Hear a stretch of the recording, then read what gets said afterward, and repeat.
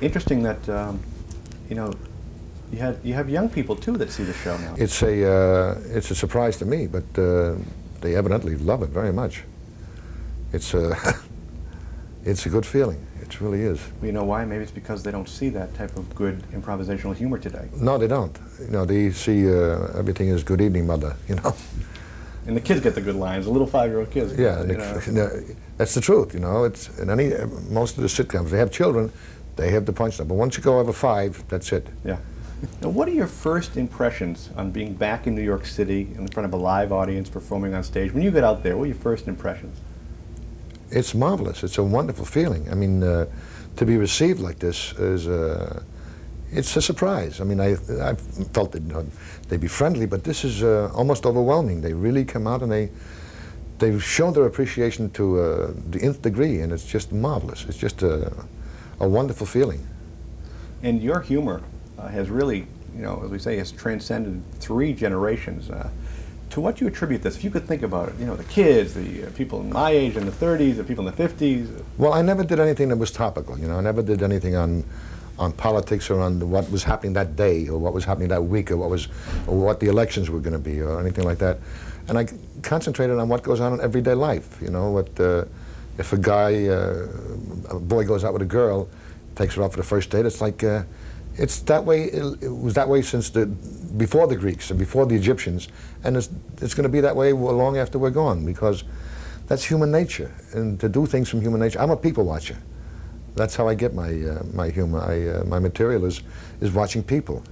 I was watching a smoker the other day, a woman, and it was like the cigarette was, if she didn't have the cigarette, I don't know what she would do. I mean, it was like boom, bing, bang, bing. It was clipping and clucking and clicking and clacking and pooping and tipping. She had a million things to do with that cigarette.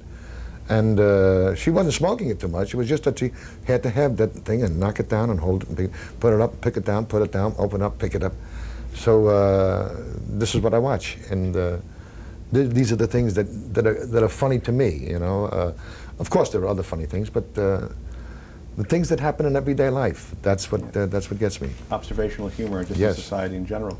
How much of a personal challenge is it to recreate the feeling and the timing of the classic bits, bringing them back to stage and to life today? It takes quite a bit of concentration, you know, and nothing good comes easy.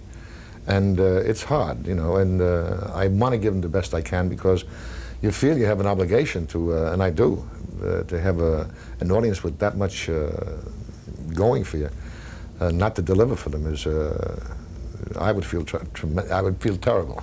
Yeah, and well, you deliver very well. And well, I try. You know, the main thing is that, you know, if you try, if something doesn't happen, at least you know, well, at least I tried. I did it, you know, to the best of my ability. that was my next question now. On any given night, when do you know if a sketch is working for you, and when do you know if it's not? No two audiences are alike. Some audiences are more demonstrative and others are less. But they're all there because they want to see you. You know, you mustn't leave that out of sight. Just because they don't react as another audience did doesn't mean they're not enjoying it as much. It's just that certain audiences have a more gregarious, are more outgoing than others. That's all.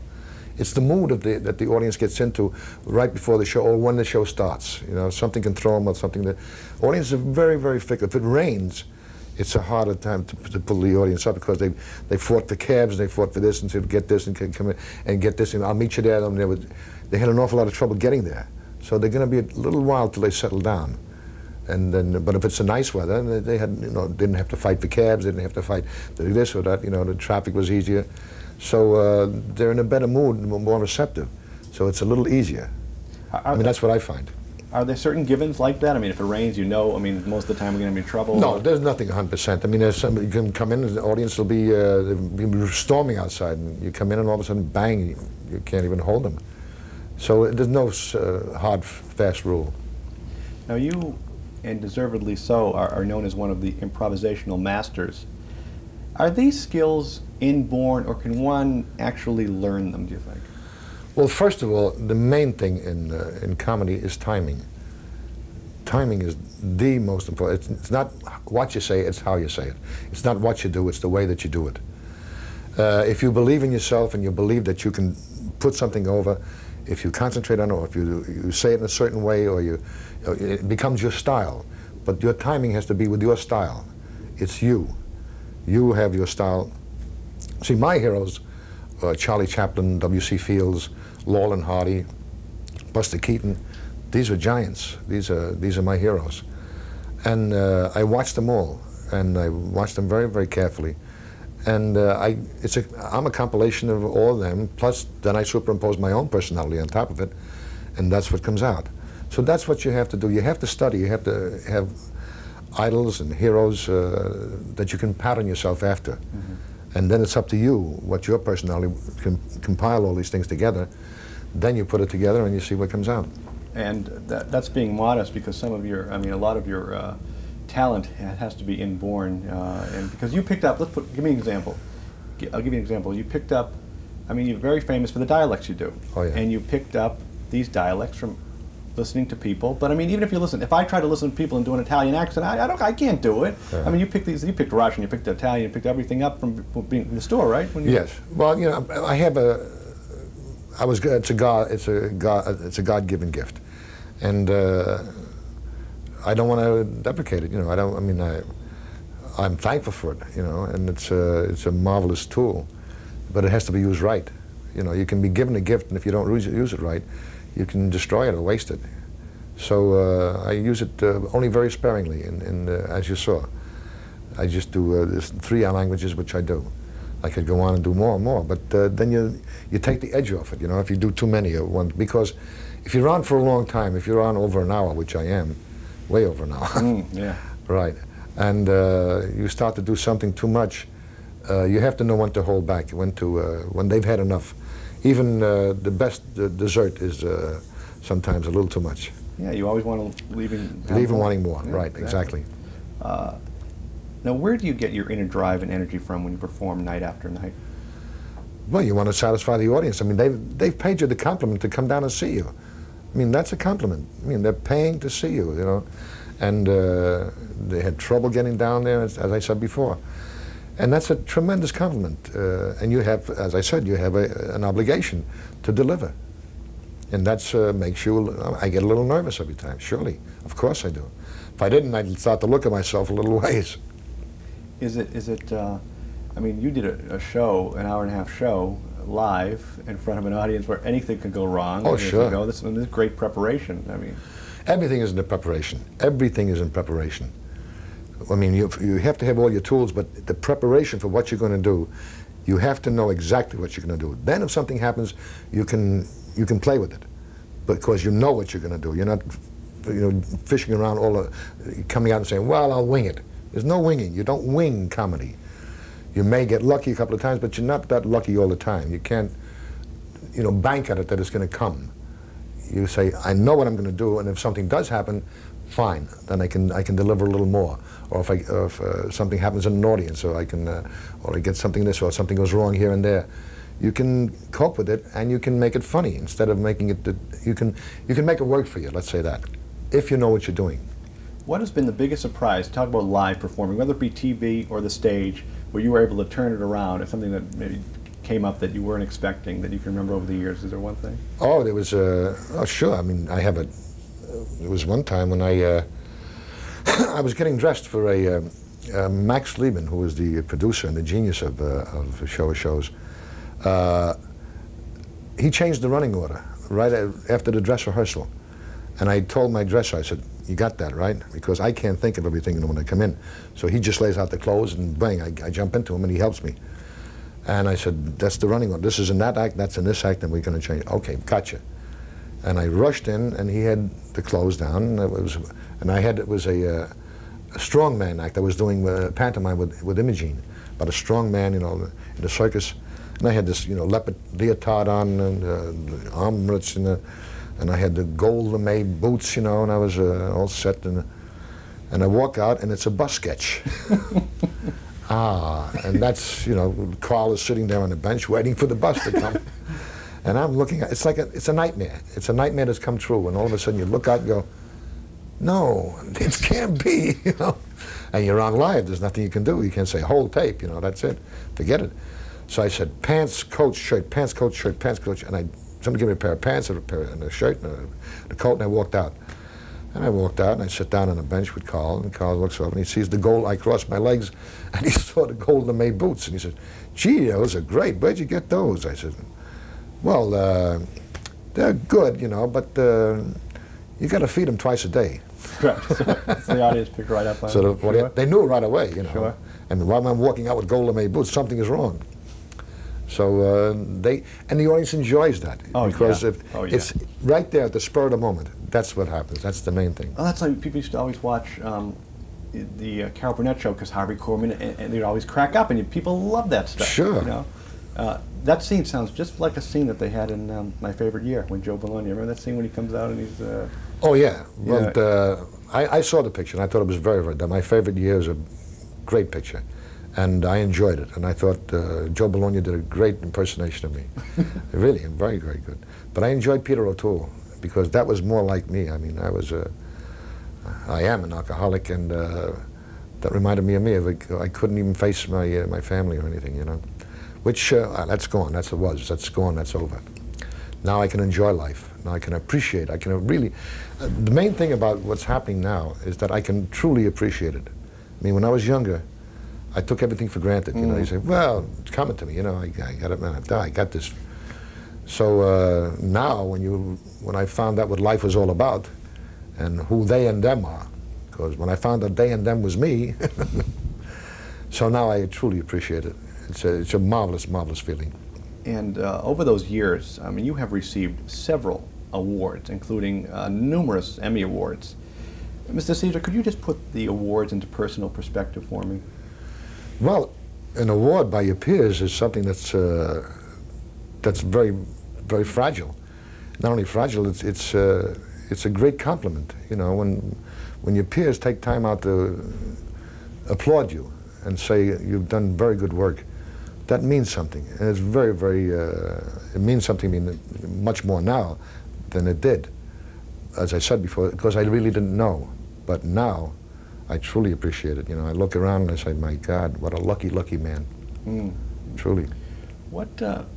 Why didn't you know? Were you just caught up in the whole swing of the things, do you think? And I was never. None of my family was in show business. I mean, I wasn't in show. I was never. And it was all so new to me, you know, and it happened so fast, you know, that I didn't have time to let it soak in. I couldn't enjoy it. I couldn't appreciate it. I was too busy acting who I thought I was supposed to be, instead of being, you know, just myself and appreciating it and enjoying it. And those low points in your life were documented in Where Have I Been? Yes, I wrote a book. What was the catalyst? What was the one thing that got you back on the right track? I was in Paris, and well, it started in '78. I looked in the mirror one day, and I was doing it in Regina, Saskatchewan, in Canada.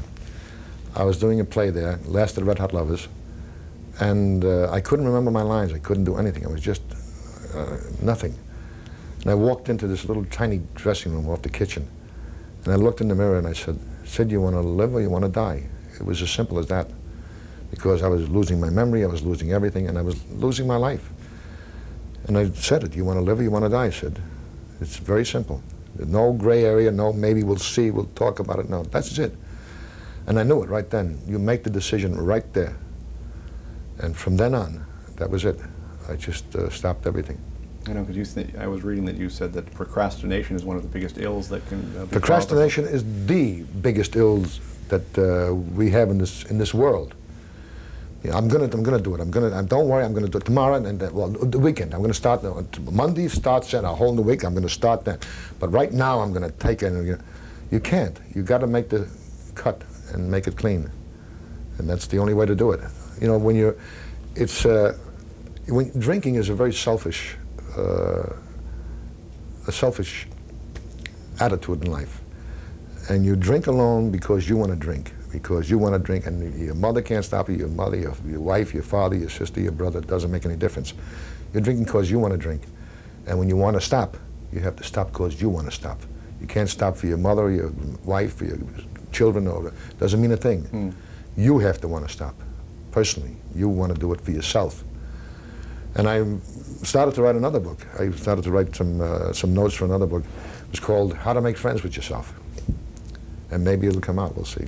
You know, so far you've made friends with yourself in the past, what, 11 years now? Yes, it's 11 years. Is good health truly the key to feeling good about yourself and personal fulfillment? Absolutely. If you are not worried about your health and you know you're taking care of your health, that's the most important. Without health, you have nothing. I don't care how rich you are, what you can do, what this. You can have everything. If you don't have health, there's nothing to enjoy. And you are on a regimented plan, correct? Oh, yes. And how? I mean, I work out religiously, as religiously as I drank and took sleeping pills. That's how religiously I work out, and I watch my diet. No fat, no salt, no sugar. And I enjoy it. I really, I have, because I'm not eating the foods that I used to eat, or what I wanted to eat, because I can't. I know it's you can't eat like that, and still try to enjoy good health, because it doesn't come. But this way, I feel much better about myself. I like myself. I'm not in love with myself, but I like myself. You know, I get along with me now. I can be by myself. I can still sit down and read a book, you know, just and not be, what am I doing? I'm wasting time. You've slowed down and... Sure. It's not slowing down so much as it's, wait a minute, appreciating what's going around you. You know, take time out to take stock once in a while. I mean, it's all these cliches. I know they're cliches, but that's why they're cliches, because they're true. Cliches have lasted for thousands and thousands of years because they are true. Stop and listen to the birds. Smell the roses. You know, not bad. We're talking about a svelte and trim Sid Caesar is going to be, God willing, 67 in September. Right. And there was a different Sid Caesar, a little heavier Sid Caesar, I don't know about how many pounds, in one of my favorite movies years ago. It's a Madman, World, yeah. Now that movie is a classic. I mean, you know, had some great people in that film. Oh. And you were with Edie Adams, right? In that, right. In the classic scene, a very physical scene, the hardware store. Oh yeah, the hardware store, boy. Do me a favor. I mean, I know that movie backwards and forwards, and I'm sure millions of people that are watching this know it backwards and forwards. Tell us something about that scene, or about filming the scene, or something that we may not know. You know that. Well, when I first got the script and I looked at what was going on, and they said, you know, I could have any kind of input I wanted. So I flew out to Hollywood. I was living in New York at the time. And I flew out there and I started to talk to the writer, you know, about the scene, about how maybe I can put some more in and this and that. And then I found out that the scene was going to be split up, that it wasn't going to be an ongoing scene. It was going to be cuts into, we go back and forth, you know, because I'm the first one there, so I'm the one who has to have the most time, you know, hanging around the store and having fun in the store. But I didn't realize it at the time, and I got tremendously mad because you're going to break this scene up. I mean, what do you mean? Well, we're going to do one thing, and then we'll cut away to somebody else, because we got to show them all trying to get there, right, to the big W. And you're there already. So we have to have things. And I said, well, why are we going to break it? I mean, I couldn't understand why. If you have a scene, you play it out full. But they were right. I was wrong. And I was terribly upset with that. And I remember Stanley Kramer, who was the director-producer, came in with, and he heard the yelling going on in the other room, and he came in with Spencer Tracy. And I was in the middle of screaming at Billy Rose, who wrote the script, and I said, "You mean to?" And I looked at him and I saw Spencer Tracy, and I went, that was it, right? Like a little boy. Oh, sure. Tremendous respect for him, my God, surely. Do you ever watch that film? Do you ever rent it to see it again? Do you ever watch your old stuff? If it's on, I'll take a look at it, yes. Or sometimes I'll rent I have some videos of it, and I sometimes sit down and watch it, sure. You wrote the book, Where Have I Been? And it was a catharsis for you. Let me just give you our last question here, and I'm sure you can come up with a good answer for me. What makes Sid Caesar tick? I want to do. I have pride in myself again, and the fact that I have pride means I want to work. I want to not conquer the world. I just want to function. That's what I want to do, and to be able to function in the world, and to have all this recognition is marvelous. I enjoy it, and I like it, and I know if you want to keep it, you got to go after it. You got to work for it. You can't just let it. It doesn't just come to you. You have to go and work for it. I don't care who you are, you have to work for it. And you're working for it in New York at the Village Gate, and Yes. hopefully people, when they come to the city and to visit, will see that show and get those tickets, because it's not a very big house, so they got to get the tickets Right, fast, right? right. Thank you very much. My I appreciate pleasure. it. Thank you. Thank you.